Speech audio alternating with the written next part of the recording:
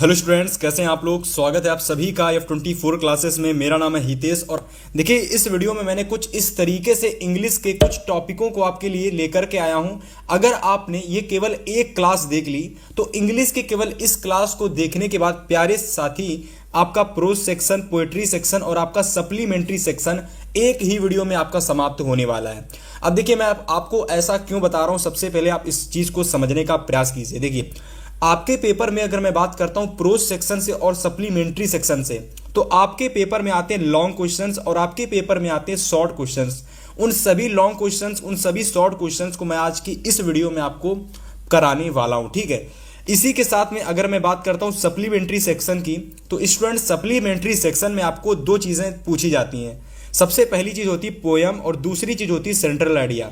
अगर आपको थोड़ा बहुत सिलेबस का नॉलेज होगा तो आप सभी को पता होगा इन चीजों के बारे में। तो आज की अगर आपने एक ही वीडियो पूरी देख ली तो लिटरेचर सेक्शन आपका एक ही क्लास में समाप्त होने वाला है। इसी वजह से मैं बता रहा हूं आज की इस क्लास में अगर आपने इंग्लिश में कुछ भी नहीं पढ़ा है और अगर आपने बहुत कुछ पढ़ा है तो आप इस क्लास को देख के रिवीजन कर सकते हो। और अगर आप हमारे चैनल पर पहली बार आए हो तो चैनल को सबसे पहले सब्सक्राइब कर लेना और इस वीडियो को प्यारे साथी लाइक जरूर कर देना, क्योंकि इस तरीके की वीडियोस को बनाने में और ऐसी पीपीटी तैयार करने में आपके लिए बहुत ज़्यादा मेहनत की जाती है, ठीक है। तो आज की इस क्लास को स्टार्ट करेंगे। हर एक इंपॉर्टेंट क्वेश्चंस आपके लिए होने वाले हैं और इन सभी क्वेश्चंस को आप लोग नोट जरूर कर लेना, यानी कि नोट्स इनकी जरूर तैयार कर लेना, क्योंकि ये सारे क्वेश्चंस आपको बोर्ड एग्जाम से पहले रिवाइज करके जरूर जाना है, ठीक है। तो चलिए सबसे पहले हम बात करने वाले हैं प्रोज सेक्शन के बारे में, यानी हम बात करेंगे प्रोज सेक्शन के जितने भी आपके शॉर्ट इंपॉर्टेंट क्वेश्चंस हैं, शॉर्ट टाइप क्वेश्चंस हैं, उन सभी क्वेश्चंस को हम सबसे पहले देखेंगे। और आपको पहले मैं ही बता देता हूं कि आपके बोर्ड परीक्षा में जो भी मैं क्वेश्चंस कराता हूं वो क्वेश्चंस आपका प्रीवियस ईयर यानी PYQ से मैं उठाता हूं। प्रीवियस ईयर क्वेश्चंस में सारे क्वेश्चंस आपके बार बार पूछे जा चुके हैं, ऐसे ही क्वेश्चंस मैं आपके लिए लाता हूं। तो आज मैं आप लोगों के लिए प्रोज मतलब कि इंग्लिश की ऐसी वीडियो लेकर के आया हूं जिसमें आपके 3 से 4 टॉपिक मतलब 25 नंबर आप समझ सकते हो कि 25 नंबर आज की इस क्लास के अंदर आपके पूरे पक्के होने वाले हैं, ठीक है। तो चलिए सबसे पहले हम देखने वाले प्रोज सेक्शन का पहला क्वेश्चन जो कि आपको तैयार करना है। और पहला प्रश्न हमारा होने वाला है पहले चैप्टर से, लेंचो वाले चैप्टर से। तो चलिए नोट करिए कि व्हाट डिड लेंचो, एक मिनट। तो चलिए नोट करना स्टार्ट करिए। क्वेश्चन हमारा पहला है कि what did Lencho you call the employees of the post office in his letter to God. तो इस स्टूडेंट इस क्वेश्चन का देखिए राइट आंसर आप लोगों को लिखना है, आप लोगों को यहां से कि the post master was a kind hearted man. अब देखो यहां पर बात की जा रही है कि जो हमारा लेंचो होता है उसका जो थिंकिंग था, मतलब वो पोस्ट ऑफिस एम्प्लॉयज के बारे में क्या सोच रहा था, ठीक है। तो यहां पर वही चीज का आंसर आपको देना है कि the post master was a kind hearted man, kind hearted and, ठीक है, एंड एमाइबल मैन, ठीक है। He was impressed by Lencho's firm faith in God and sustain faith the sent are reply to Lencho. अब इस question का मतलब थोड़ा मैं आपको हिंदी बताता हूं ताकि आपको क्वेश्चन और अच्छे से याद करने में दिक्कत ना हो। तो देखो इस क्वेश्चन की हिंदी सिर्फ इतनी है कि जो पोस्ट मास्टर होता है, ठीक है, पोस्ट ऑफिस का, तो वह जो लेंचो की जो अटूट विश्वास होता है ना भगवान पर, उस विश्वास को देख करके आप ये समझ सकते हो कि वह उससे इंप्रेस हो जाता है और उसके चलते क्या करता है कि वह लेंचो को एक रिप्लाई देता है। वह रिप्लाई इस तरीके से होता है कि जो भी लेंचो लेटर लिखता है भगवान के लिए, उस लेटर में वह कुछ पैसों की डिमांड करता है। तो लेंचो जो पैसों की डिमांड करता है तो उस पैसे में मतलब जो भी पैसे की डिमांड करता है वह पैसे उसको मिल जाते हैं, लेकिन देने वाला कौन होता है?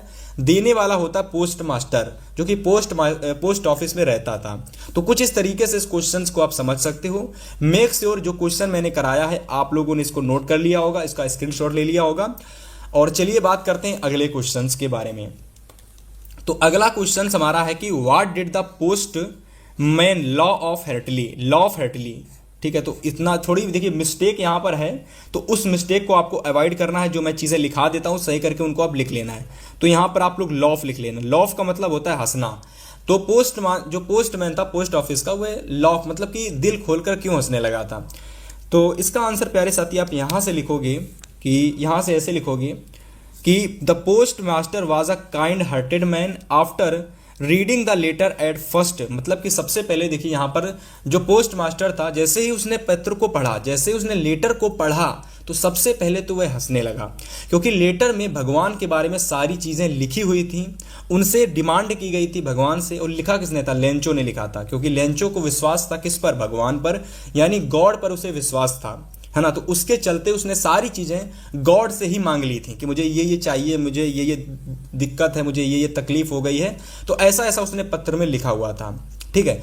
अब सबसे पहले जब पोस्ट मास्टर उस लेटर को पढ़ता है तो वो हंसने लगता है, ठीक है। तो वही चीज़ यहाँ पर बताएगी, the post master was very kind hearted man, मतलब वो बहुत ही दयालु किस्म का इंसान था, परंतु जब उसने लेटर को पढ़ा तो सबसे पहले वह दिल खोल के हंसा। बट लेकिन बाद में later on become the two serious, जैसे जैसे लेटर आगे सीरियस होता गया, ही प्रेस द फेथ, वह उसके बाद में लेंचो के इस अटूट विश्वास पर बड़ा ही प्रसन्न हुआ। और the man in the God who had written in the letter, उसने कहा एक ऐसा व्यक्ति जिसने इतना मतलब कि जिसको इतना ज़्यादा विश्वास है, उसके इस विश्वास को देख करके पोस्ट मास्टर जो था वह बाद में तो पहले तो हंसा, लेकिन बाद में बहुत ही ज़्यादा कह सकते हो कि नर्वस हो गया, ठीक है। चलिए आगे बात करते हैं क्वेश्चन नंबर 3 की। सारे प्रश्न आपके लिए वेरी इंपॉर्टेंट हैं, तो मेक श्योर भाई आप सारे क्वेश्चंस का स्क्रीनशॉट लेते चलेंगे और हर एक क्वेश्चंस आप लोग बोर्ड एग्जाम से पहले तैयार जरूर करेंगे। तो क्वेश्चन नंबर 4 तीसरा है कि what was single hope for the family of Lencho, Lencho की जो फैमिली थी उसकी लास्ट होप कौन थे? तो लास्ट होप थे गॉड। तो आंसर में आप प्यारे साथी लिखेंगे the God was single hope for Lencho, मतलब कि लेंचो की जो फैमिली थी और लेंचो के लिए जो आखिरी उम्मीद थी वो कौन थे? वह थे गॉड, यानी भगवान। आप सभी को थोड़ा चैप्टर के बारे में नॉलेज होगा कि जो लेंचो था उसकी पूरी की पूरी जो फसल थी, उसकी जो पूरी की पूरी फसल थी वह बर्बाद हो चुकी थी। किसके कारण? तूफान के कारण, ठीक है, ओले के कारण, ठीक है। बहुत ही ज़्यादा आंधी तूफान आया था उस दिन, तो उस दिन के कारण क्या होता है कि जो लेंचो की फसल होती है वह पूरी तरीके से बर्बाद हो जाती है और इसके बाद में उसकी केवल एक उम्मीद रहती है, वह होते हैं भगवान यानी गॉड, ठीक है। तो उम्मीद है कि क्वेश्चंस आपको समझ में आ गया होगा। चलिए आगे बात करते हैं क्वेश्चन नंबर 4 की। तो क्वेश्चन नंबर 4 कह रहा है कि what is the greatest wealth of a innocent in Mandela's opinion, मतलब देखिए यहाँ पर थोड़ी सी mistake, what is the greatest wealth of a nation, यहाँ पर इनोसेंट की जगह आप नेशन कर लो, ठीक है। तो जहां जहां पर मिस्टेक है मैं आपकी मिस्टेक को सही करा दूंगा और उस मिस्टेक को सही करके आपको सही क्वेश्चंस नोट कर लेना है। तो what is the greatest wealth of a nation कर लेंगे यहाँ पर, ठीक है। नेशन का मतलब होता है राष्ट्र, ठीक है। तो किसी राष्ट्र की सबसे ज्यादा कह सकते हो कि मजबूत चीज क्या होती है, ठीक है। Greatest wealth of a nation किसके अकॉर्डिंग? मंडेला के अकॉर्डिंग। तो चलिए आंसर को देखते हैं और उम्मीद है कि आप लोग क्वेश्चन के साथ साथ आंसर को भी नोट्स करते हुए चल रहे होंगे। तो चलिए बात करते हैं इस क्वेश्चन के आंसर के बारे में, ठीक है। तो आंसर आप यहां से लिखना स्टार्ट करेंगे प्यारे साथी कि in Mandela's opinion the greatest wealth of a nation is not minerals, मतलब किसी राष्ट्र की सबसे जरूरी चीज ना तो मिनरल्स होती है ना तो जेम्स होते हैं, बल्कि but it's good and honest citizen, वहां के अच्छे लोग और कह सकते हो कि जो दयालु लोग, मतलब एक मिनट, ईमानदार जो लोग होते हैं वह उस राष्ट्र की सबसे मजबूत ताकत होते हैं, ठीक है। तो उम्मीद है कि ये क्वेश्चन का आंसर आप लोगों ने बहुत अच्छे से नोट किया होगा। चलिए आगे बात करते हैं क्वेश्चन नंबर 5 की, ठीक है। तो चलिए क्वेश्चन नंबर 5 नोट करिए और हर एक क्वेश्चंस मैं आपके लिए कुछ इस तरीके से ढूंढ करके लाया हूं कि ये समझ सकते हो कि हर एक क्वेश्चंस अगर आपने बोर्ड एग्जाम से पहले तैयार कर लिया तो ये वह क्वेश्चंस हैं जो कि प्रीवियस ईयर में हर साल आते हैं। डेफिनेटली 2026 में 100% क्वेश्चंस आपको देखने को मिलने वाले हैं, ठीक है। 5वां क्वेश्चन है कि व्हाट डज, ठीक है, Anne Frank say about her father and grand mother in her diary. अब देखिए जो एनी फ्रैंक होती हैं, एनी फ्रैंक जो होती हैं वह क्या करती हैं, उनके पास एक डायरी होती है, तो वह उस डायरी में अपनी सारी चीज़ें लिखा करती हैं, मतलब अपने ग्रैंड मदर की, अपने फादर की, अपनी मदर की सारी चीज़ें, मतलब जो भी उनसे पास्ट में जो भी चीज़ें घट चुकी हैं, जो भी चीज़ें उनके पास्ट में अभी तक हुई हैं, वह सारी चीज़ें क्या करती हैं, वह अपने डायरी में नोट कर लिया करती हैं। तो प्यारे साथी बहुत इंपॉर्टेंट क्वेश्चन है और चलिए इसका आंसर आप लोग नोट करते हैं। तो आंसर आप लोग नोट करेंगे कि Anne Frank mention her grand mother with great affection and love in her diary, मतलब वे अपने ग्रैंड मदर, अपने दादी के बारे में जो भी उनका प्रेम था, जो भी उनके इमोशन थे, जो भी उनकी फीलिंग्स थी, वो सारी चीज़ें उन्होंने अपने डायरी में समाहित करके रखी हुई थी। She writes about how much she loved her grandmother and how she was always thinking of her. ठीक है, तो यहाँ तक कि आपको आंसर अपना पूरा नोट कर लेना है। ठीक है, उम्मीद करते हैं कि भाई क्वेश्चंस मैं जो कराता हूं उन क्वेश्चंस को आप अच्छे से नोट कर रहे होंगे। तो चलिए बात करते हैं क्वेश्चन नंबर 6 की। अगला क्वेश्चन नंबर 6 हमारा है, और ये सारे प्रोज सेक्शन के बहुत इंपॉर्टेंट क्वेश्चंस हैं जो लगभग अभी तक आपके हर बार पेपर में आते हैं। ठीक है, ऐसा कोई क्वेश्चन नहीं जो आपके लिए इंपॉर्टेंट ना हो। 6 नंबर है कि who was Anne Frank, Anne Frank कौन थी। ठीक है, और where did she write a diary, वह डायरी क्यों लिखा करती थी। तो एनी फ्रैंक कौन थी, तो सबसे पहले आप लोग आंसर में लिखेंगे कि Anne Frank was a 13 years old Jewish girl. तो सबसे पहली बात तो एनी फ्रैंक जो थी 13 साल मतलब 13 वर्ष की एक कह सकते हो कि ज्यूइश गर्ल, एक लड़की थी। She write a diary in Amsterdam, जो कि एक डायरी लिखा करती थी। She wrote a diary in Amsterdam, जो कि एक कह सकते हो कि एक डायरी लिखा करती थी। उम्मीद है कि ये क्वेश्चंस आपको बहुत आसान है और आपको तैयार हो गया होगा मेरे पढ़ते ही। ठीक है, आगे बात करते हैं क्वेश्चन नंबर 7 की। तो क्वेश्चन नंबर 7 है कि what are the main preparation of the bakers of Goa. जो गोवा में रहते हैं जो लोग, ठीक है, वहां के जो बेकर्स होते हैं, ठीक है, जो मतलब कि कह सकते हो केक वगैरह बनाते हैं, ठीक है, और जितनी भी बेकरी की जो सामान होती है वह सारी जो बनाते हैं वहां के लोग, तो वहां के जो बेकर्स होते हैं उनकी मेन प्रिपरेशन क्या होती है। ठीक है, तो बात करते हैं क्वेश्चंस के आंसर की, और उम्मीद है कि आप क्वेश्चन के आंसर से पहले क्वेश्चन को बहुत अच्छे से समझ पा रहे होंगे। ठीक है, आंसर आप नोट करना प्रारंभ करेंगे कि the main preparation of the bakers are loafs of bread, sweet bread, card, ठीक है, boil and cakes and boil has. ठीक है, तो बॉयल इन हैज।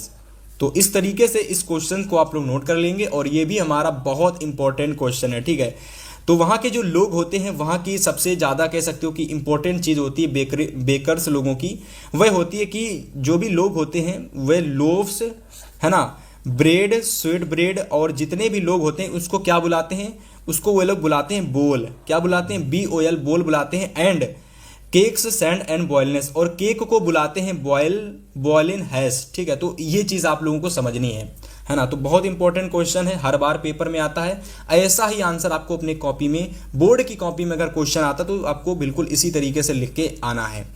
चलिए आगे बात करते हैं क्वेश्चन नंबर 8 की। तो 8 नंबर क्वेश्चन है कि what is the Korg famous for. तो कॉर्ग एक आप लोगों का स्थान है, जैसे कि आप लोग नैनीताल है, ठीक है, आप लोगों का मसूरी है, तो वैसे ही कॉर्ग एक तरीके का स्थान है। और ये जो कॉर्ग है ये कॉफ़ी के लिए फेमस है। तो आपको बताना है कि कॉर्ग कॉफ़ी के लिए क्यों फेमस है। आखिर जो कॉर्ग जगह है, स्थान है, ये कॉफ़ी के लिए क्यों फेमस है। जैसे नैनीताल होता है, नैनीताल अपनी झीलों के लिए फेमस है, ठीक है, तो वहाँ के तालाबों के लिए फेमस है। वैसे ही कॉर्ग एक स्थान है और वह स्थान कॉफ़ी के लिए फेमस है। पर ये क्यों फेमस है, इसकी क्या खासियत है, तो आंसर में आप लिखेंगे कि कॉर्ग इज इन कर्नाटका। मतलब कॉर्ग जो है कर्नाटका में पड़ता है ना। और एंड इज फेमस फॉर, और ये फेमस इसलिए है क्योंकि यहाँ की जो कॉफ़ी है बहुत ही ज़्यादा फेमस है। तो कॉफ़ी फेमस होने के कारण कॉर्ग भी बहुत ज़्यादा फेमस है ना। और इसी के साथ साथ कॉर्ग जो है प्यारे साथी, रेन के लिए, वर्षा के लिए बहुत ज़्यादा फेमस है। यहाँ पर आप लोगों के फॉरेस्ट यानी जंगल बहुत अच्छे हैं, इस वजह से ये फेमस है। और स्पाइसेस, मतलब कि स्पाइसेस के जो भोजन होते हैं उन सभी चीज़ों के लिए आपका जो कॉर्ग है प्यारे साथी वह आपका प्रचलित है। तो उम्मीद है कि आपको ये क्वेश्चन अच्छे से समझ में आया होगा। तो चलिए बात करते हैं आगे के सारे इंपॉर्टेंट क्वेश्चंस। तो आगे बात करते हैं क्वेश्चन नंबर 9, 10 और 11 की। मैं हर वह क्वेश्चंस आपको करा दे रहा हूं प्रोज सेक्शन का जो कि आपके 2026 बोर्ड एग्जाम के लिए बहुत ही ज़्यादा इंपॉर्टेंट है। तो आज की क्लास अगर आपने पूरी देख ली तो मेक श्योर आपको इससे बाहर कोई क्वेश्चंस पेपर में नहीं देखने को मिलेगा, ठीक है। 9 नंबर क्वेश्चन हमारा है कि where was Pranjal and Rajveer going. तो प्रांजल जो था, ठीक है, और आपका जो राजवीर था, बहुत इंपॉर्टेंट क्वेश्चन है, ये दोनों के दोनों कहाँ गए थे। आपको बताना जो प्रांजल था, ये राजवीर, दोनों कहाँ पर गए हुए थे। What was Pranjal's father there. Pranjal के जो फादर थे वह कहाँ पर थे, ठीक है। तो चलिए बात करते हैं आंसर की। तो आप लिखेंगे कि Pranjal and Rajveer we are going to Assam. तो वह दोनों ही कहाँ पर गए थे प्यारे साथी, असम गए थे। Pranjal father is the manager of tea estate there, Pranjal के जो पिताजी थे, ठीक है, प्रांजल के जो पिताजी थे मतलब फादर जो थे प्यारे साथी, वह जो थे मैनेजर थे, कहाँ के थे, असम के एक टी कंपनी थी ना, मतलब चाय बनाने की, कॉफी बनाने की कंपनी थी, वहां के वह मैनेजर थे। तो इस तरीके से आप यहां पर आंसर को अपना लिख सकते हैं। आगे बात करते हैं क्वेश्चन नंबर 10 की। 10 नंबर क्वेश्चन है कि describe any two tourist places of Coorg. तो कार्ग के किन्हीं दो प्लेसेस को आपको डिस्क्राइब करना है, ठीक है। तो बहुत ज्यादा इंपॉर्टेंट क्वेश्चंस हैं, बहुत ही ज्यादा इंपॉर्टेंट। तो बात करते हैं आगे मैं क्वेश्चन नंबर 10 के आंसर की, ठीक है। तो आंसर में आप लिखोगे कि there are many two tourist places of Coorg. तो कार्ग के दो सबसे ज्यादा प्रचलित टूरिस्ट प्लेसेस, मतलब कि जहां पर सबसे ज्यादा लोग विजिट करते हैं, सबसे ज्यादा लोग घूमने के लिए जाते हैं, तो कार्ग की ऐसी दो जगह कौन सी है। तो सबसे पहली जगह है एबे फॉल्स, दूसरी जगह आपका राजास सीट, ठीक है। तो उम्मीद है कि अगर आप कभी घूमने जाएंगे तो इन जगह पर आप घूमने जरूर जाना, ठीक है। तो चलिए बात करते हैं क्वेश्चन नंबर 11 की, और ये हमारे प्रोज सेक्शन का लास्ट शॉर्ट आंसर है, और इसके बाद आपको कोई भी शॉर्ट आंसर तैयार करने की जरूरत नहीं है, ठीक है। मेक श्योर मैं जो क्वेश्चंस लेकर के आया हूं बस इतने ही आप तैयार कर लेना। लास्ट आंसर है कि who was Nelson Mandela, Nelson Mandela कौन थी। Why did he fight with wide rule of his country, उन्होंने जो साउथ अफ्रीका के जो ब्लैक टाइप के दिखने वाले लोग थे, काले कलर के दिखने वाले लोग थे, उनके खिलाफ उन्होंने क्या आंदोलन चलाया था। तो चलिए बात करते हैं आंसर की। तो सबसे पहले तो आप स्क्रीनशॉट ले लो क्वेश्चन के आंसर का, और इसके बाद मैं आपको क्वेश्चन समझाता हूं। तो Nelson Mandela was first black president of south Africa. The white erected a system or racial discrimination against the blacks, ठीक है। They set up most inhuman system of apartheid where the blacks were denied the fundamental rights of freedom. In 20th century, the system of overturned. The policy of apartheid was uprooted and new non-racial democratic government was installed to set up equal rights, ठीक है, setup equal rights. तो इस तरीके से चलिए इसके answer को मैं थोड़ा समझाने का प्रयास करता हूं, ठीक है। तो आंसर में कुछ भी नहीं है, आंसर में सिर्फ इतना है कि जो नेल्सन मंडेला थी वह पहली ऐसी ब्लैक प्रेसिडेंट थी, यानी साउथ अफ्रीका के जो ब्लैक कलर के दिखने वाले लोग थे उनकी वह सबसे पहली राष्ट्रपति बनी थी। तो उनके ऊपर जो अत्याचार होते थे उन अत्याचारों को कम करने के लिए उन्होंने, कह सकते हो जिस तरीके से महात्मा गांधी ने अपने देश के लिए बहुत सारे आंदोलन चलाए थे, है ना, हम लोगों के लिए, वैसे ही नेल्सन मंडेला भी साउथ अफ्रीका के ब्लैक कलर वाले लोगों के लिए महात्मा गांधी साबित हुई थी। उन्होंने बहुत सारे काम किए थे जिनसे उन पर कोई भी अत्याचार ना किया जा सके, ठीक है। साउथ अफ्रीका में दो तरीके के लोग होते हैं, एक तो होते हैं गोरे लोग और एक होते हैं काले लोग। तो काले लोगों पर बहुत ही ज्यादा अत्याचार होता था पहले के समय में, और अभी भी आपको देखने को मिलेगा, है ना। तो ये सो बनी हुई बात है। तो आप इस क्वेश्चन को नोट कर लेना। उम्मीद है कि आपने क्वेश्चन नोट कर लिया होगा, स्क्रीनशॉट ले लिया होगा। तो चलिए बात करते हैं आगे के क्वेश्चंस। तो प्यारे साथी अब चलिए मैं आपको बताने वाला हूं, यहां तक कि अगर आपने वीडियो को देखा है तो आपने शॉर्ट क्वेश्चंस आपने सारे नोट कर लिए होंगे, और अब मैं आपको बताने वाला हूं लॉन्ग इंपॉर्टेंट क्वेश्चंस, यानी ऐसे क्वेश्चंस स्टूडेंट्स जो कि आपको बोर्ड एग्जाम में, कह सकते हो कि आपको लॉन्ग टॉपिक में, मतलब आपको लॉन्ग क्वेश्चंस के रूप में देखने को मिलेंगे। और ये सारे के सारे क्वेश्चंस आपके जो होते हैं प्यारे साथी, आप लोगों को 4 नंबर के लिए पूछे जाते हैं। कितने नंबर में? 4 नंबर में आपके बोर्ड एग्जाम में आते हैं। और मैं आप लोगों को ज्यादा क्वेश्चंस नहीं कराऊंगा, केवल 5 क्वेश्चंस कराऊंगा। अगर आपने 5 क्वेश्चंस तैयार कर लिए तो आपके पेपर में 1 क्वेश्चन आपको देखने को मिल जाएगा। आपके पेपर में आते तो 2 क्वेश्चंस हैं, पर आपको करना केवल उनमें से एक ही क्वेश्चन होता है, मतलब एक ही क्वेश्चन आपको करना होता है। तो वह एक क्वेश्चन आपको इन 5 क्वेश्चन में आपके पेपर में आपको देखने को मिल जाएगा। तो चलिए बात करते हैं अपने पहले प्रश्न की ओर, और पहला प्रश्न आपको नोट कर लेना है, और सबसे पहले तो इसका स्क्रीनशॉट ले लेना है। बहुत इंपॉर्टेंट क्वेश्चन है आपके बोर्ड परीक्षा के लिए, ठीक है। तो चलो सबसे पहले पढ़ना स्टार्ट करते हैं। प्रश्न हम लोगों का है प्यारे साथी कि why did the any Frank maintain a diary. जो एनी फ्रैंक थी वह अपनी डायरी को किस तरीके से मेंटेन करती थी। तो आंसर में आप लिखना स्टार्ट करेंगे कि Anne Frank maintain a diary to express her, 1 minute, ठीक है, यहां तक देखिए। तो यहां से आप लोग आंसर अपना लिखना प्रारंभ करेंगे, ठीक है। पूरा आप लोगों ने हर तक लिख देना है। And thoughts and feelings during the difficult time of hiding from the Nazis in world war 11, ठीक है, वर्ल्ड वार 11, ठीक है, मेरे हिसाब से वर्ल्ड वार 11 नहीं होगा, वर्ल्ड वार 1 होगा, वर्ल्ड वार 1 कर लो, ठीक है। She used the diary as a her friend to share her fears hopes and daily experience writing helped her stay strong and hopeful while facing danger and loneliness. Her diary also become a record of her life, showing the world the struggles and courage out a young girl during the war. प्यारे साथी, इतना answer लिख देने के बाद में थोड़ा सा मैं आपको समझा देता हूँ कि जो एनी फ्रैंक थी वह अपनी डायरी को इस तरीके से मेंटेन करती थी कि जो भी उसकी मतलब कि जो भी ऐसी चीज़ें थी, मतलब कि जो भी फीलिंग्स वाली चीज़ें थी अपने पेरेंट्स से, अपने मतलब फैमिली से रिलेटेड चीज़ें, उनको एक तरफ लिखती थी, और जो भी उसके फ्रेंड्स वाली चीज़ें होती थी वह उनको एक तरफ लिखती थी। मतलब हर एक चीज़ के लिए उसके एक अलग कॉलम बने हुए थे। तो इस तरीके से वह अपनी डायरी को मेंटेन करती थी, और इस तरीके से इस क्वेश्चन का आप आंसर स्क्रीनशॉट ले लेना। चलिए बात करते हैं क्वेश्चन नंबर 2 की।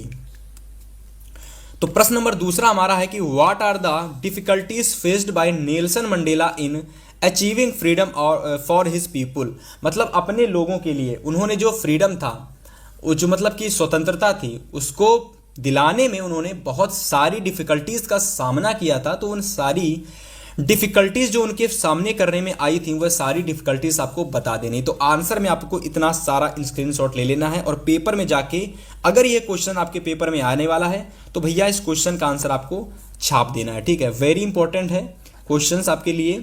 उम्मीद है कि आपने नोट कर लिया होगा और इसका आंसर भी आपने नोट कर लिया होगा, ठीक है। तो आप लिखना प्रारंभ करोगे कि Nelson Mandela faced many difficulties, many कर लो, मैनी डिफिकल्टीज, 1 मिनट, ठीक है। थोड़ी सी मिस्टेक है क्वेश्चन में, मुझे पता है, पर कोई बात नहीं, आपको मैं सही करा दूंगा, ठीक है। डरने की कोई ज़रूरत नहीं है, ठीक है। आप लोगों को बस मैं इंपॉर्टेंट क्वेश्चन दे रहा हूं, बस उन चीज़ों पर आपको फोकस करना है, ठीक है।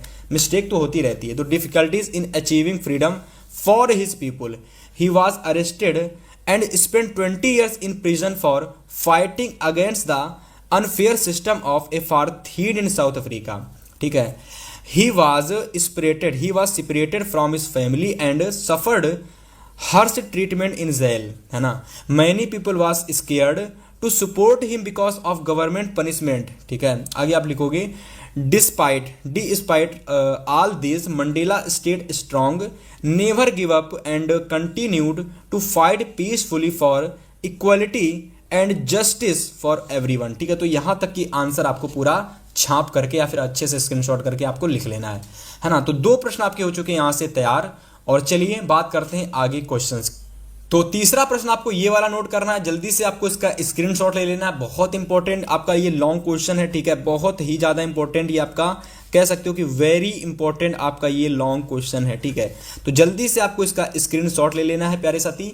तो मैं आपको इस क्वेश्चन को बताता हूं। देखो, what was the writer say about the Korg and it's people. मतलब कि आपको इस क्वेश्चन में यह बताना है कि क्वेश्चन में हमसे यह बताना है प्यारे साथी कि जो कॉर्ग के जो लोग होते हैं, जो कॉर्ग के पीपल होते हैं, है ना, उनके बारे में। से अबाउट का मतलब होता है राइटर, राइटर का मतलब होता है कि लेखक। तो लेखक ने जो इस चैप्टर को, जो लिखने वाले लेखक थे, जिन्होंने इस चैप्टर के बारे में, कॉर्ग के बारे में बताया है, लिखा है कॉर्ग के बारे में, तो लेखक ने कॉर्ग के रहने वाले लोगों के बारे में भी कुछ ना कुछ बताया होगा। तो वह चीज़ इस आंसर में आपको लिखनी है।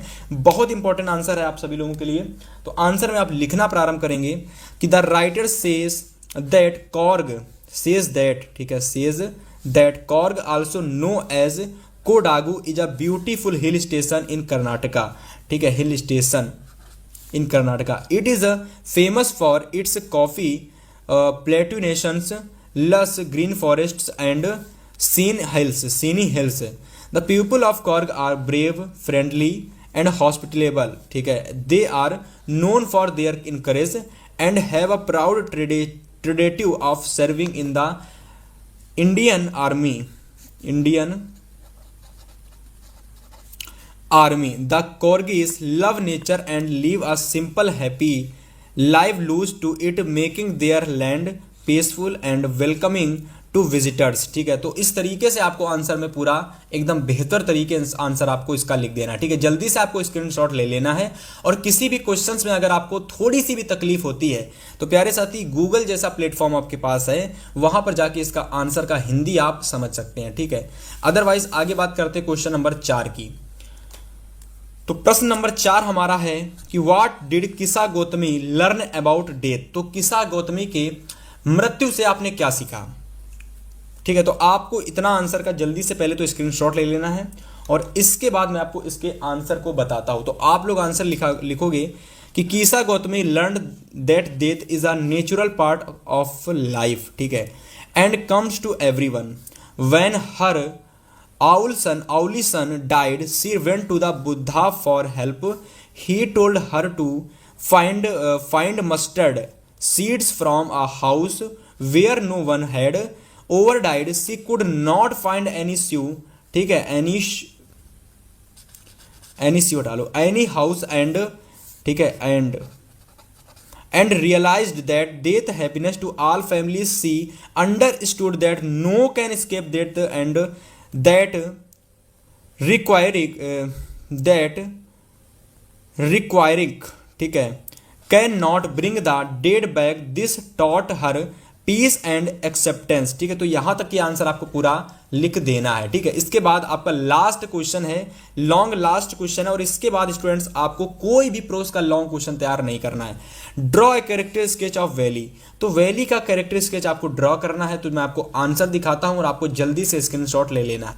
तो आपको मैं यहां पर आंसर दिखा रहा हूं स्टूडेंट्स, तो जल्दी से आपको इसका स्क्रीनशॉट ले लेना है. बहुत ही ज्यादा इंपॉर्टेंट क्वेश्चन है और आपको मैं बताता हूं इसका आंसर. ठीक है, तो जल्दी से आपने स्क्रीनशॉट ले लेना है और आंसर में आप लिखना प्रारंभ करोगे कि valley is an 8 years old. ठीक है, 8 years old urease and brave. Curious कर लो यार. ठीक है, थोड़ा सा मिस्टेक इसमें दे रखी है, कोई दिक्कत नहीं. तो curious and brave girl from the story madam rides the bus. ठीक है, सी इज अ वेरी स्मार्ट और confident and full of excitement about life. ठीक है, तो ऐसे करके पूरा आंसर आपको तैयार कर लेना है. हाँ, पूरा मैं नहीं पढ़ रहा हूँ तो क्योंकि आप सभी को मुझे पता है आप इतने ज़्यादा स्मार्ट हो कि आपको आंसर स्वयं से पढ़ना आता है और तैयार करना भी आपको आता है. तो मैं आपको पूरा आंसर पढ़ने की मुझे ज़रूरत नहीं है, आप लोग आंसर स्वयं से पढ़ लोगे. और अगर आपको हिंदी नहीं भी पढ़ने समझ में आती है तो आप इसकी हिंदी जो है ना स्वयं से तैयार समझ लोगे. ठीक है, तो चलिए बात करते हैं अब हम लोग यहाँ से सप्लीमेंट्री सेक्शन की. प्यारे साथी, मैंने आपको प्रोज सेक्शन पूरा करा दिया है. मतलब अगर मैं बात करता हूँ तो यहाँ तक की अगर आपने क्लास को देखा है तो प्रोज सेक्शन प्यारे साथी आपका पूरा कंप्लीट हो चुका है. ठीक है, और अब मैं आपको बताने वाला हूँ पोएट्री सेक्शन. तो सप्लीमेंट्री सेक्शन बाद में मैं पोएट्री को देखता हूँ. ठीक है, सप्लीमेंट्री को देखो सबसे पहले. तो यहां से मैं सप्लीमेंट्री स्टार्ट करता हूं और सप्लीमेंट्री के सबसे पहले मैं आपको बताना चाहता हूं शॉर्ट इंपॉर्टेंट क्वेश्चन, यानी शॉर्ट आंसर टाइप क्वेश्चंस. ठीक है, तो मेरे द्वारा बताए गए जितने भी आपके लिए क्वेश्चंस हैं, जितने भी आपके लिए आंसर्स हैं, अगर आप केवल उतने ही आंसर्स तैयार कर लेते हो तो 2 प्रश्न आपके पेपर में आते हैं. हमारे हिसाब से आपके 6 नंबर के आते हैं क्वेश्चंस. तो आप इस वीडियो को देखने के बाद यानी यहाँ तक कि अगर आपने सप्लीमेंट्री के भी क्वेश्चंस देख लिए तो 6 नंबर आपके पूरे पक्के हो जाएंगे. तो चलो भाई, सबसे पहला प्रश्न नोट करो, नोट करना स्टार्ट करो. पहला प्रश्न आप लोगों का कि what treatment did the doctor give to Tricki. मतलब कि अगर मैं बात करता हूं तो ट्रीटमेंट आपको बताना है. मतलब जो डॉक्टर था, अब देखो मैं आपको ये बताता हूं, पहला जो क्वेश्चन है ये आपके ट्रिकी के ऊपर है. ट्रिकी नाम का एक कुत्ता है, डॉग है, तो उसके ऊपर यानी उस पर आधारित ये आपका क्वेश्चन है. ट्रिकी जो है बहुत ही ज्यादा बीमार है, जिसकी वजह से क्या होता है कि जो उसकी मैडम होती हैं, जो उसके मालिक होती हैं, वह डॉक्टर के पास अपने कुत्ते को ले जाती हैं. अब जो डॉक्टर होता है वो क्या करता है कि ट्रिकी को ट्रीटमेंट देता है. तो वह ट्रीटमेंट क्या देता है वह आपको इस आंसर में बतानी है. ठीक है, तो सबसे पहले तो आंसर का आप स्क्रीनशॉट ले लो, मैं आपको आंसर बताने का प्रयास करता हूं. तो आप आंसर लिखना प्रारंभ करेंगे कि tricky was the put on the water diet for 2 first days. मतलब tricky was put on the water. Put का मतलब होता है ना लेना, ठीक है, रखना या फिर फेंक देना. तो ट्रिकी ने मतलब 2 दिनों तक ना तो पानी पिया ना तो कोई भी डाइट उसने ली. कितने दिनों तक? 2 दिनों तक. तो सबसे पहले लिखोगे, फिर लिखोगे ऑन द 3rd day, मतलब तीसरे दिन ही ran with इंथ्यूजियम, he ran with इंथ्यूजियम, मतलब तीसरे दिन वह दूसरे कुत्तों की तरह दौड़ करके व्हेन द फूड वाज सर्व, अपने भोजन को वह बचाने का प्रयास करने लगा। मतलब क्या होता है कि जब आप लोगों ने बहुत सारे कुत्तों के सामने, ठीक है, बहुत सारे कुत्तों के सामने जब आप भोजन फेंकोगे ना, खाना फेंकोगे ना, कोई चीज फेंकोगे, तो जितने भी कुत्ते हैं सब उसकी ओर दौड़ने लगेंगे, कूदने लगेंगे, भागने लगेंगे। पर ट्रिकी ऐसा नहीं करता था। 2 दिनों के बाद में जब 2 दिनों तक उसने कोई भी भोजन नहीं लिया, डॉक्टर ने 2 दिनों तक उसे पानी भोजन दिया, उसने नहीं खाया, परंतु तीसरे दिन वह दूसरे कुत्तों की तरह दौड़ करके भोजन खाने लगा। तो वही चीज बताएगी कि he ran enthusiasm when the food was serve, he also gulped down the extra food that was put out for him. इसके अलावा उसने एक्स्ट्रा भोजन भी जो दिया जाता उसको भी वह दौड़ के खाने लगा बहुत सारे कुत्तों के साथ में। नो मेडिसिन, उसके कोई मेडिसिन की जरूरत नहीं पड़ी। Had been given to Tricki for his treatment, और इससे मतलब कि ट्रीटमेंट के लिए उसे कोई भी मेडिसिन देने की जरूरत नहीं पड़ी। तो इस तरीके से पहले क्वेश्चन का आंसर आप लिखोगे। आगे आप नोट करोगे दूसरा क्वेश्चन बहुत इंपॉर्टेंट है, वेरी इंपॉर्टेंट डाल लो इस पर भी आप लोग, और पहले वाले पर भी वेरी इंपॉर्टेंट डाल लो, ठीक है। तो दूसरा प्रश्न है कि who was responsible for poor condition of the dog name tricky. तो जो ट्रिकी की पुअर कंडीशन थी उसका रिस्पॉन्सिबल कौन था, ठीक है, उसका रिस्पॉन्सिबल कौन था? तो उसका रिस्पॉन्सिबल था उसकी मालिकिन। तो आंसर में आप लिखेंगे Mrs Pumphrey was responsible for poor condition of the dog. Mrs Pumphrey जो थी वह ट्रिकी की मालिकिन थी, जो ट्रिकी की देखभाल करती थी, जिनका कुत्ता था। मतलब कि अगर मैं बात करता हूं, जैसे कि अपने आसपास के बहुत सारे लोग कुत्ते पाल लेते हैं, तो कोई ना कोई उस कुत्ते को खरीद कर लाता है, ठीक है, घर का एक सदस्य।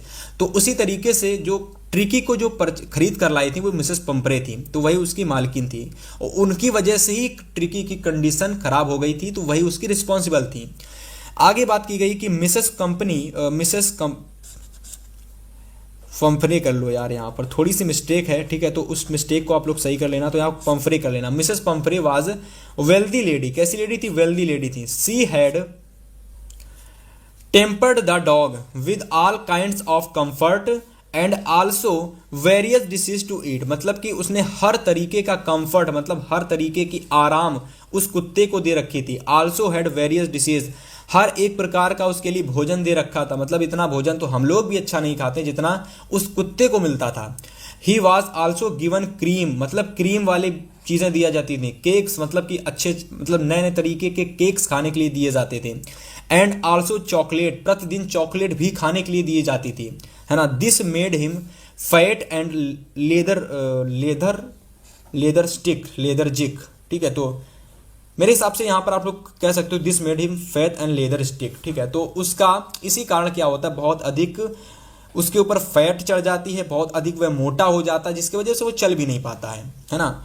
आगे आप लोग लिखोगे यहाँ से तीसरा नंबर प्रश्न कि what did the Mimi Loisel look when she took part in the बाल।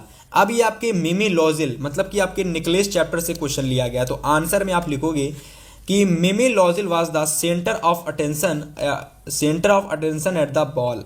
She look the prettiest of all elegant, gracious, smiling and full of joy, है ना। नोट कर लो, बहुत इंपॉर्टेंट क्वेश्चन है। इसके बाद अगला क्वेश्चन नंबर 4 नोट करिए सभी प्यारे साथी। तो प्यारे साथी क्वेश्चन नंबर 4 हम लोगों का है कि हाउ वाज भोली। यहां पर अगर मैं बात करता हूं, कह रहा कि भोली, मतलब कि how was Bholi taken to school for her primary education. मतलब की बात कर रहा है कि जो भोली को ही क्यों प्राइमरी एजुकेशन के लिए शिक्षा करने के लिए भेजा गया था। मतलब कि देखिए, भोली जो थी उसकी बहुत सारी सिस्टर थी, परंतु भोली को ही मतलब प्राइमरी स्कूल क्यों ही भेजा गया था। तो आंसर में आप लिखोगे, ये भोली वाले चैप्टर से लिया गया आंसर है भाई, क्वेश्चन बहुत इंपॉर्टेंट है, हर साल पेपर में आता है। तो आंसर में आप लिखोगे Bholi mother objected that no one would marry the girl. मतलब उसके हिसाब से भोली से कोई भी लड़का शादी नहीं करेगा, क्योंकि वह बहुत ही ज़्यादा बदसूरत थी दिखने में, और उसके जो चेहरे थे उसमें बहुत ज़्यादा मुहासे टाइप के थे। तो इस वजह से उससे कोई भी लड़का कह सकते हो कि विवाह नहीं करेगा, वैसा सोचना था उसके माता पिता का। आगे लिखो कि if they went to school, इसी वजह से उसको स्कूल भेजा गया। But then she felt that Bholi was ugly, वहाँ पर भी कोई भी चीज़ें काम नहीं आई। And it would be difficult to get her married, so they decided to send only Bholi to school. इसी वजह से उन्होंने सोचा कि केवल हम भोली को ही विद्यालय पढ़ने के लिए भेजेंगे, ताकि वह थोड़ी शिक्षित हो जाएगी और उसका भी विवाह और अपनी सिस्टर्स की तरह, बहनों की तरह उसका भी विवाह हो जाएगा। आगे 5वां प्रश्न आप नोट करेंगे कि what are the necessary qualities for becoming a scientist according to Richard Ebright teacher. तो रिचर्ड ई ब्राइट टीचर के अकॉर्डिंग कौन सी वह चीज़ें होती हैं जो एक साइंटिस्ट बनने में मदद करती हैं। तो जल्दी से इस क्वेश्चन का स्क्रीनशॉट ले लो। मैं आपको इसको पढ़ के नहीं बताऊंगा क्योंकि समय बहुत ही कम बचा हुआ है, क्लास बहुत लंबी हो जाएगी और मुझे पता आप देखोगे बिल्कुल नहीं, तो डायरेक्ट आंसर का स्क्रीनशॉट ले लीजिए। और इसके बाद मैं बात करता हूं आपके सप्लीमेंट्री सेक्शन के जितने भी important long answer type questions हैं, मैं उनकी बात करता हूं। ठीक है, आपके पेपर में प्यारे साथी एक ही क्वेश्चंस आपको देखने को मिलेगा, मतलब आपके पेपर में आते तो 2 क्वेश्चंस हैं। ठीक है, पर उनमें से करने के लिए आपको केवल एक ही क्वेश्चन होता है, तो आपको वह एक क्वेश्चन मैं आपको करवा दूंगा। मैं जितने क्वेश्चन करा देता हूं, अगर आपने उतने क्वेश्चंस कर लिए तो एक क्वेश्चन आपको आपके पेपर में देखने को मिल जाएगा। तो चलिए सबसे पहला प्रश्न आप लोग नोट करना स्टार्ट करिए। सबसे पहले तो इसका स्क्रीनशॉट ले लीजिए। इस क्वेश्चन में पूछ रहा है आप लोगों के कि why did the thief make a friends with Anil. तो जो चोर था वह अनिल का फ्रेंड कैसे बना। अनिल जो लड़का था उसका मित्र, वह लड़का जो चोर था वह उसका मित्र कैसे बना। तो इस वाले आंसर में आपको सारी चीजें बताई गई हैं। इसका जल्दी से स्क्रीनशॉट ले लो। अगर आपको हिंदी समझना है तो आपको हिंदी समझने से बेहतर है कि आपको जल्दी से पहले स्क्रीनशॉट लेना है और हिंदी समझ लेना है इसका गूगल से। ठीक है, इसके बाद में आपको ये वाले क्वेश्चन का स्क्रीनशॉट लेना है। ये भी बहुत इंपॉर्टेंट क्वेश्चन है, हर बार आपके पेपर में आता है। कह रहा है कि give a character sketch of Matilda. तो मटिल्डा का आपको कैरेक्टर स्केच देना है। निकलेस वाले चैप्टर से हमारा प्रश्न लिया गया है, बहुत इंपॉर्टेंट क्वेश्चन है, तो जल्दी से इसका भी आप लोग स्क्रीनशॉट ले लो। आपके पेपर में 2 क्वेश्चंस आते हैं, मैं आपको एक क्वेश्चंस करा दूंगा, है ना। तो सबसे पहले तो इन दोनों ही क्वेश्चंस का स्क्रीनशॉट ले लो और इसके बाद मैं बात करता हूं आगे की और इंपॉर्टेंट क्वेश्चंस की। तो इसके बाद थोड़ा सा और प्रश्न रह गया था दूसरे वाले प्रश्न में, मटिल्डा वाले क्वेश्चंस में। तो ये 2 लाइनों का और प्रश्न है जो आपको यहां तक पूरा कर लेना है। और इसके बाद आपको स्टूडेंट्स तीसरा प्रश्न नोट करना है जो कि हमारा ये है। ठीक है, तो what would have happened if Matilda Loisel had not lost the necklace in the necklace. ठीक है, तो आपको इस वाले क्वेश्चंस में आपको ये वाला आंसर, पूरा का पूरा आंसर आपको नोट कर लेना है। ठीक है, बहुत इंपॉर्टेंट क्वेश्चंस हैं। अब आप कहेंगे कि भैया आप पढ़ क्यों नहीं रहे हो, तो देखो इसके पीछे का रीजन है, आप इतने स्मार्ट तो हो ही, आपको मैंने बता दिया ये कि इंपॉर्टेंट क्वेश्चंस है। आपको कुछ नहीं करना, इस इंपॉर्टेंट क्वेश्चंस को जा करके स्क्रीनशॉट ले करके आपको गूगल पर सर्च कर लेना, हिंदी आपको इसकी मिल जाएगी, हिंदी समझ कर क्वेश्चन आप तैयार कर लेना। ठीक है, चौथा क्वेश्चन आप लोग ये तैयार कर लो। चौथा इंपॉर्टेंट क्वेश्चन आप ये तैयार कर लो कि give a character sketch of Richard E bright. जो साइंटिस्ट ई ब्राइट थे, रिचर्ड ई ब्राइट, उनका कैरेक्टर स्केच आपके पेपर में बहुत ज्यादा आता है प्यारे साथी। तो आपको इतना पूरा का पूरा आंसर आपको तैयार कर लेना है। हाँ ठीक है, तो इतना कर लोगे तो आपको यहां से पूरे में पूरे नंबर मिल जाएंगे। ठीक है, चलिए आगे बात करते हैं अब आप लोगों के लिए। तो स्टूडेंट्स यहां से देखिए, मैंने आपका प्रोज सेक्शन भी पूरा समाप्त कर दिया, सप्लीमेंट्री सेक्शन भी पूरा समाप्त कर दिया और अब मैं आपको पोएट्री सेक्शन समाप्त करने वाला हूं। ठीक है, तो मतलब इस पूरी क्लास को जो भी प्यारे साथी देख लेंगे, आपका पोएट्री मतलब प्रोज, पोएट्री, सप्लीमेंट्री, तीनों के तीनों सेक्शन आपके कंप्लीट हो जाएंगे। ठीक है, तो पोएट्री सेक्शन में 2 चीजें आती हैं, मैंने आपको बता दिया कि पोएट्री सेक्शन में आपका आता है सबसे पहले पोयम। ठीक है, दूसरा आपका आता है सेंट्रल आइडिया। ठीक है, तो चलिए सबसे पहले मैं आपको प्रोज सेक्शन के पोएट्री सेक्शन का सेंट्रल आइडिया बताता हूं, जो कि आपको एक आता है करने के लिए 4 नंबर का क्वेश्चन होता है भाई। तो चलो सबसे पहले सेंट्रल आइडिया आप लोग तैयार कर लेना, डस्ट ऑफ स्नो का। ठीक है, 100% ये सेंट्रल आइडिया आपके पेपर में आपको बोर्ड एग्जाम में देखने को मिलने वाला है। ठीक है भाई, चलो आगे मैं बात करता हूं अगला सेंट्रल आइडिया आप लोग फायर एंड आइस का तैयार कर लेना, और ये भी आपके परीक्षा में 100% आने वाला है। तो अगर आप मेरे द्वारा बताए गए 3 सेंट्रल आइडिया तैयार कर लेते हो और तीसरा ये ए टाइगर इन द जू, तो आपको 100% ये भी आपके पेपर में आएगा। तो 3 अगर आपने तैयार कर लिए, ये वाला और ये वाला, तो मेरी गारंटी इससे बाहर कोई भी सेंट्रल आइडिया आपको नहीं देखने को मिलेगा और 4 नंबर आपका यही इस क्लास में फिक्स हो जाएगा। ठीक है, चलिए आगे बात करते हैं पोएट्री के सेकंड क्वेश्चंस के बारे में। तो आगे अगर मैं बात करता हूं पोएम, जो हमारा दूसरा सेक्शन होता है पोएट्री का, वो होता है पोएम। तो पोएम आपके पेपर में आती है, ये भी हमारा 3 नंबर का क्वेश्चन होता है और आप लोगों को एक ही क्वेश्चन होता है, मतलब एक ही पोएम आपको लिखनी पड़ती है। लेकिन तैयार आप लोग अगर 2 कर लोगे तो आपको कोई भी पोयम नहीं आती है, मतलब जो भी पोयम आपके पेपर में आती है उस पोयम को आपको नहीं लिखना होता है, उसकी जगह यहाँ पर आपको दूसरी पोयम लिखनी होती है। ठीक है, तो पहली पोयम आप एक टाइगर इन द जू से ये 4 लाइनों की पोयम तैयार कर लेना। ठीक है, और इसके बाद में ए टाइगर इन द जू की ही दूसरी ये पोयम तैयार कर लेना। ठीक है, तो ये 2 पोयम तैयार कर लेना। अगर आपने ये 2 पोयम तैयार कर ली तो सेंट्रल आइडिया तो तैयार हो ही चुका था आप लोगों का प्यारे साथी, आपको यहाँ से पोयम भी तैयार हो जाएगी। तो पोयम तैयार हो गई, सेंट्रल आइडिया तैयार हो गया, शॉर्ट क्वेश्चन तैयार हो गए, लॉन्ग क्वेश्चन तैयार हो गए। इस तरीके से प्रोज, पोएट्री, सप्लीमेंट्री मैंने तीनों सेक्शन को आज की इस क्लास के अंदर समाप्त कर दिया। उम्मीद है कि ये वीडियो देखने के बाद आप सभी लोगों का इंग्लिश सेक्शन का जो लिटरेचर सेक्शन होता है वो पूरी तरीके से खत्म हो गया होगा। उम्मीद है कि आप इस वीडियो को देखने के बाद हमारे चैनल को आपने सब्सक्राइब जरूर किया होगा और डेफिनेटली इस वीडियो को लाइक जरूर किया होगा। मिलेंगे आपसे हम एक और इंपॉर्टेंट वीडियो के साथ। हाँ, आपको जिस भी टॉपिक पर वीडियो चाहिए, आपको हिंदी, इंग्लिश, जिस भी सब्जेक्ट पर वीडियो चाहिए, आप कमेंट कर देना। और साथ ही साथ अगर आपने क्लास को लाइक कर दिया हमारी, तो डेफिनेटली मैं आपको बहुत जल्द उसका लेक्चर आपके सामने प्रस्तुत करूंगा। मिलेंगे नेक्स्ट वीडियो में, तब तक के लिए गुड बाय।